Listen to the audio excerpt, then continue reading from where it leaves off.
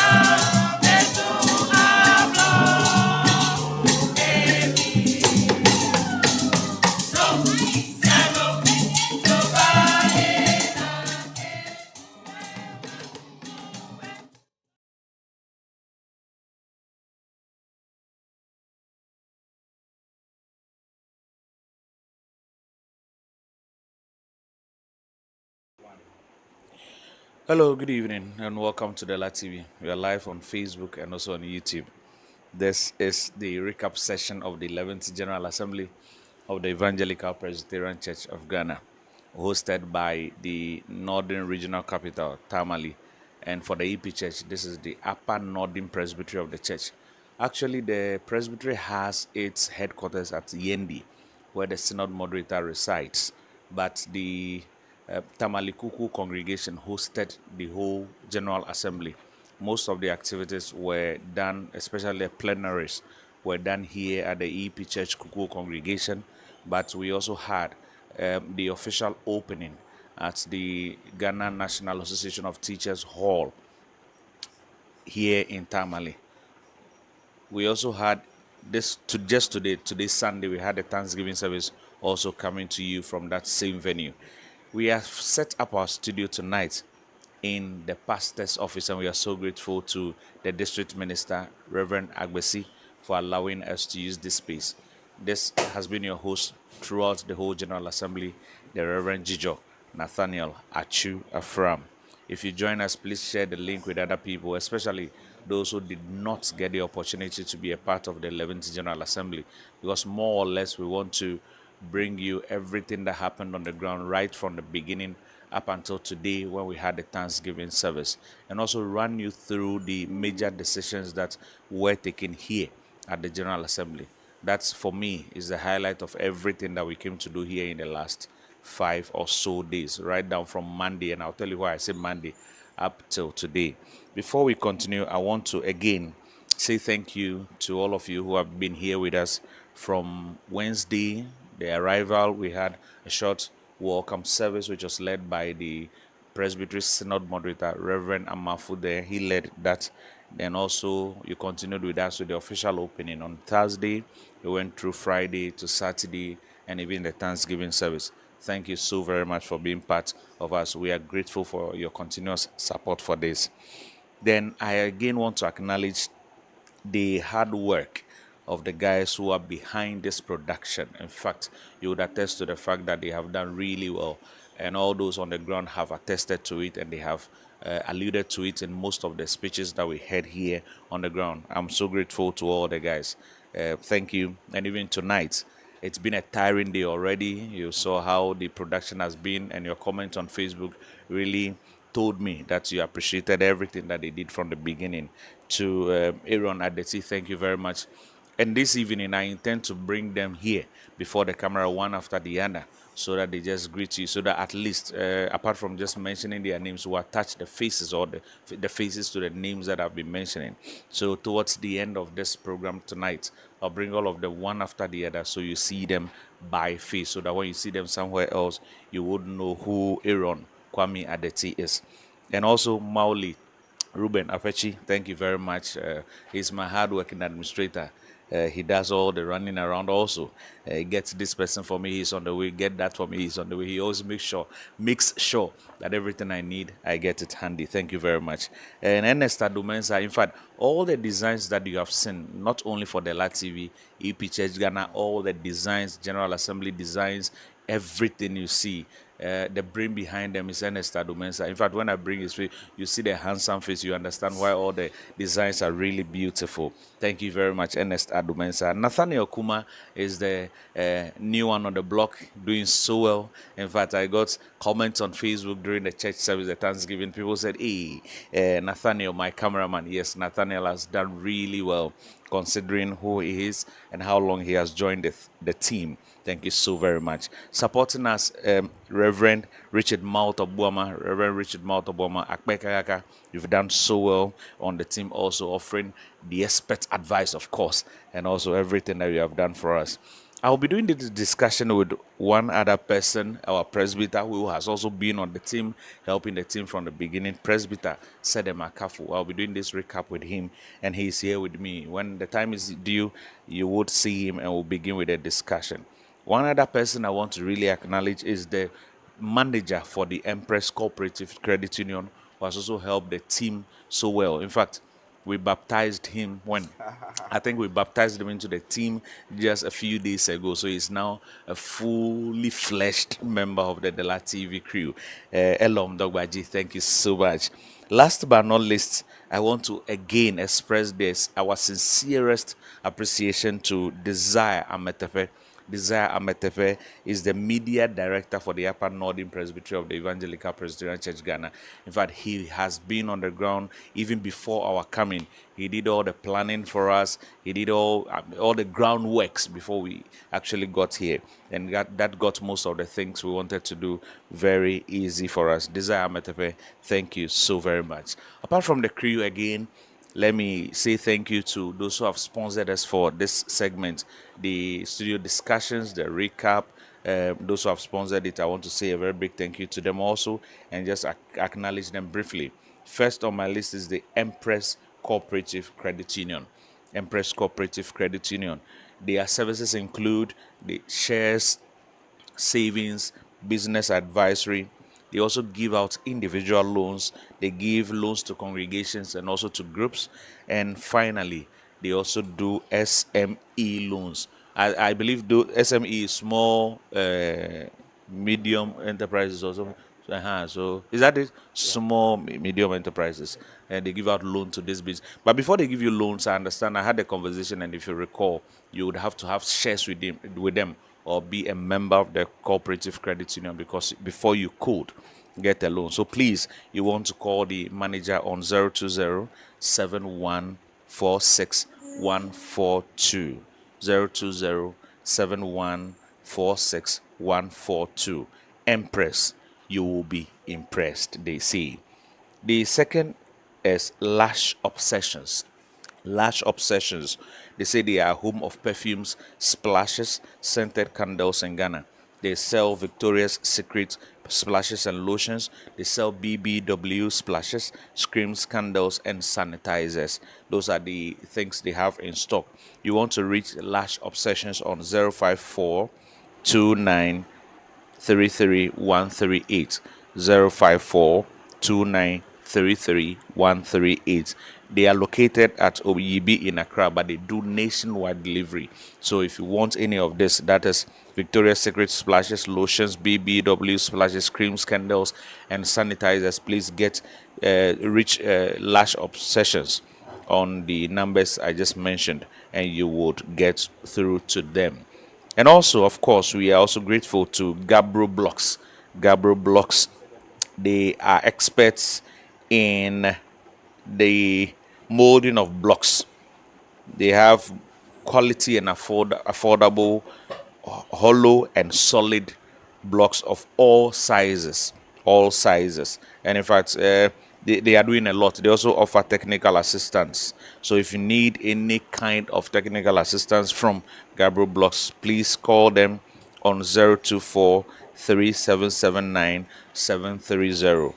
024 3779 730 or 027 818 7767.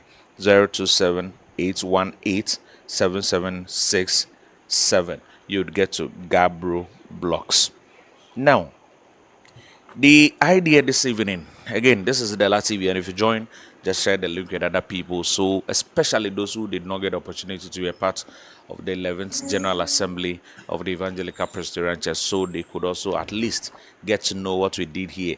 And the highlights, like I said earlier, is the major decisions that were arrived at the end of the General Assembly. So, share the link with them so that they would know what. So it means the meeting here yielded some positive results. And what are these results? Those are the things we want to talk about. Let me welcome Presbyter Sedem Akafo into the studios. Hamamega, you are welcome. Thank you very much, Osofo. Right. So we will do this by taking the days and the activities one after the other, so that we'll just briefly touch on them, and we see. We want to explain to our viewers and members, especially who are watching us, what this means for them and what they should look at doing in the days coming.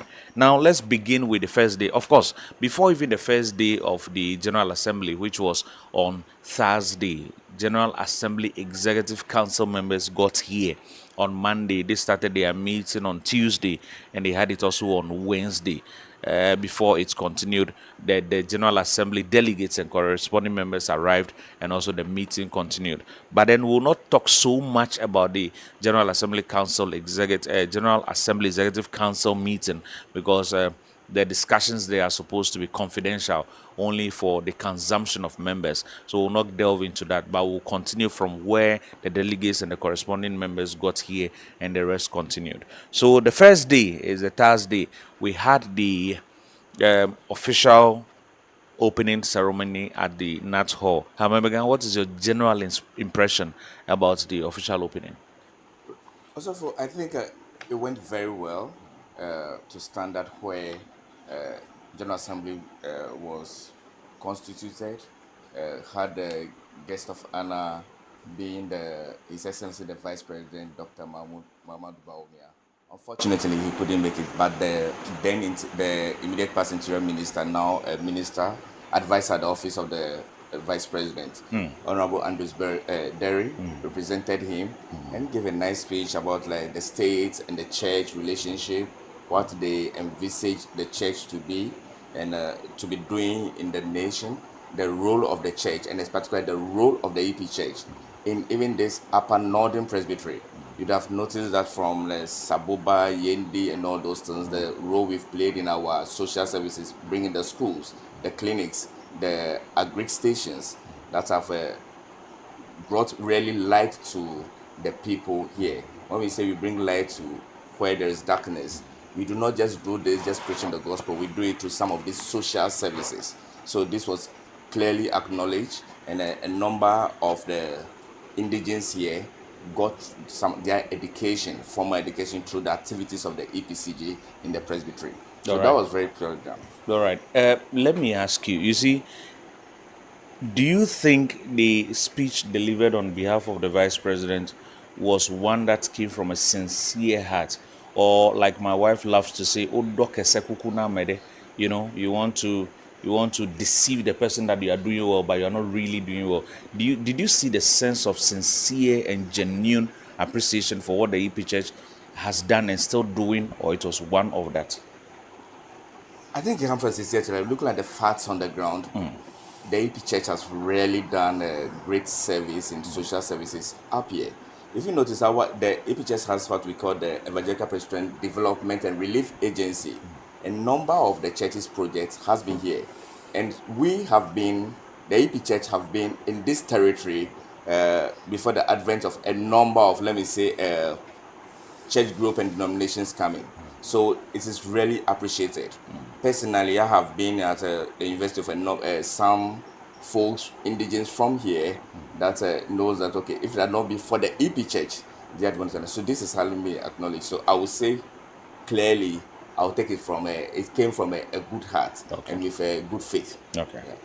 And what does the presence of all these other churches tell you about the relationship of the EP Church with other denominations? I saw a lot we got somebody coming from the Anglican Church, from the Methodist, the Presbyterian. In fact, most of the churches here in Tamale were present and gave the fraternal greetings. What does that tell you about the relationship the EP Church has with other denominations? It just as our ecumenical presence and our ecumenical relations, the way we play in the heavenly life. Many the EP Church we've been about almost 180 years now.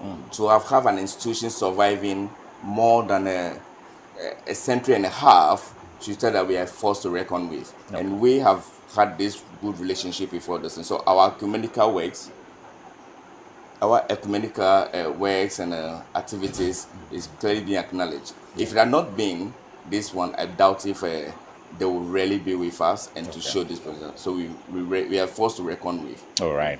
Thank you very much, Amamega, for doing this with me tonight. This is the recap segment of the 11th General Assembly of the Evangelical Presbyterian Church, Ghana. So after the official opening, I just want us to touch bits and pieces, and just because I really want us to talk a lot about the major decisions where that becomes the climax, if you like, of all that we have been doing for the past 5 or so days here. But after the official opening, we went for lunch, came back, and the next program we had, which of course we did not bring live on online, so our viewers did not see that, was the ratification of electoral commissioner. So ratification is maybe legally accepting something as binding henceforth or something. So we endorse, approve something legally, becomes a ratification. So we approved legally the appointed electoral commissioner for the Evangelical Presbyterian Church, Ghana. Before now, I know the church's lead lawyer, or the church's lead lawyer, Lawyer Dick Anyadi, had acted for so many years now as the electoral commissioner for the church. So is it stepping down? Was what he was doing not legal? Why did we have to select somebody or appoint somebody to the point of now ratifying him as the EC? Thank you very much, Osofo. So you notice that the chapter 3, Article 7, Clause 2, creates the courts of the church. Okay. And name this court the Congregational Court, the district to the General Assembly. So we have the Congregational Session, District Session, Presbytery Synod, and the General Assembly. Furthermore, you've noticed that the General Assembly is said to be what? The Supreme Court of the church. Okay. So it has all the powers to make it, to review, reverse, and adopt and create the policies for administration of the church. In 2020, all along, what we've run our election with is an ad hoc electoral commission. Okay. So at the floor of the General Assembly, there will be a committee constituted, which is Lawyer Anyadi with the legal background will help, and Lawyer Catherine Hodasi having acted. The election in 2021, where Moderator Agbako was elected, was conducted actually by Lawyer Hodasi, Catherine Hodasi. So we've always used an ad hoc electoral commission. Okay. But we church have moved on from 2020 in its constitution has at chapter 9 article 17 creates the office of the electoral commissioner. But this is what happens. So now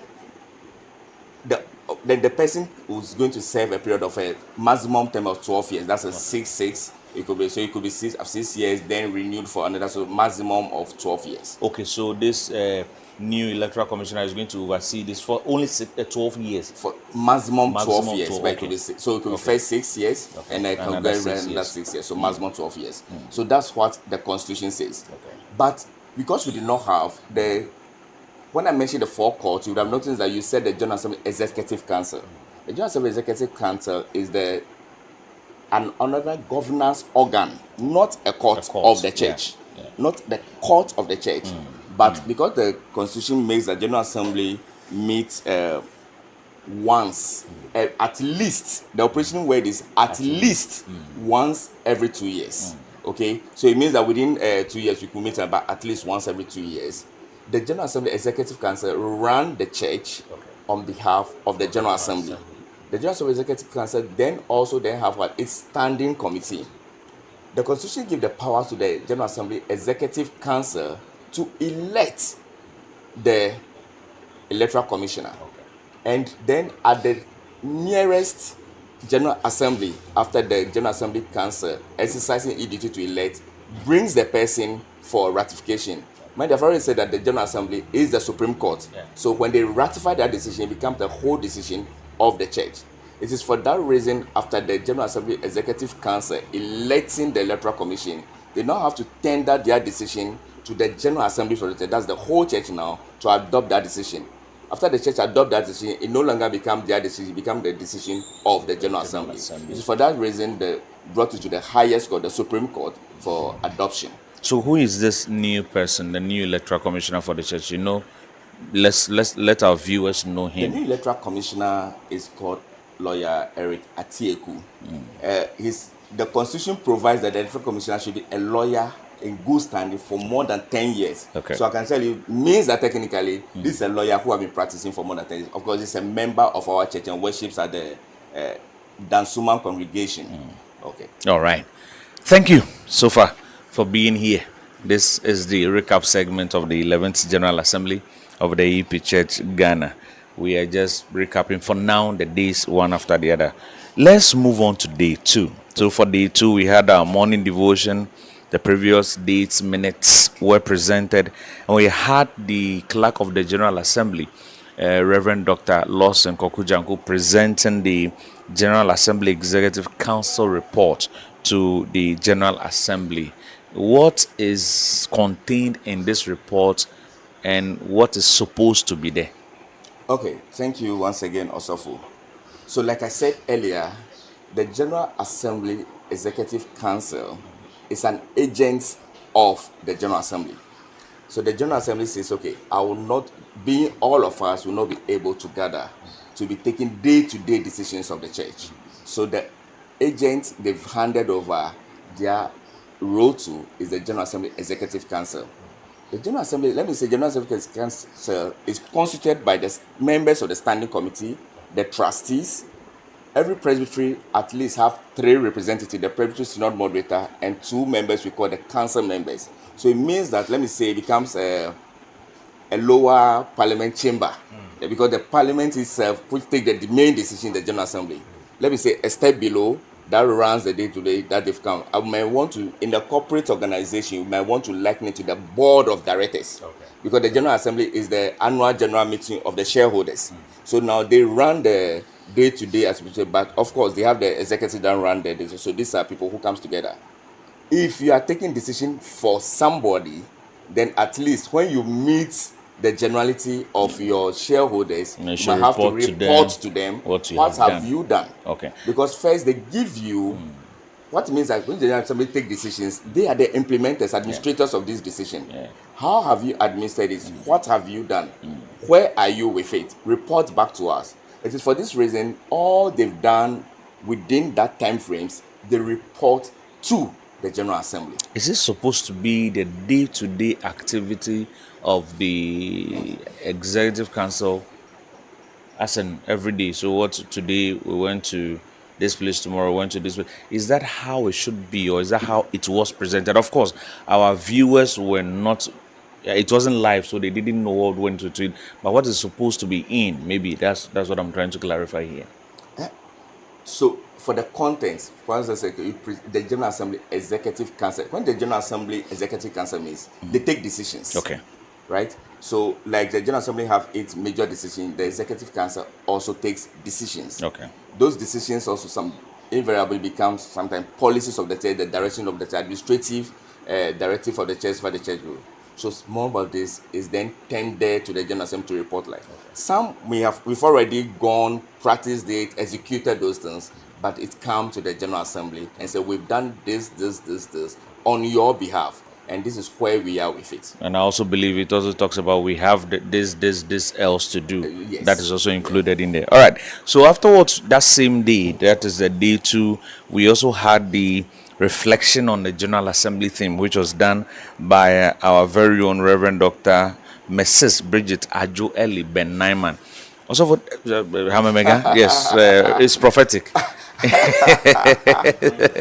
It's prophetic. I said also that's prophetic. So start preparing to get into Trinity Theological Seminary. Yes, Bridget, Doctor, did the reflection in a way I have not seen yet. She took the creation story day by day, broke it down. In fact, how would you assess the way she did it? Also, for that was a superb one. Like you just said, she has done it in a way we've not seen. Yeah. She showed us the teacher in her, broke it down to the normal level. You see the team care for God's creation, the mission of the church. You are a theologian, you went to theological doses, but this was brought to us like I just remember me being in the Sunday school, being taught at a level for all of us.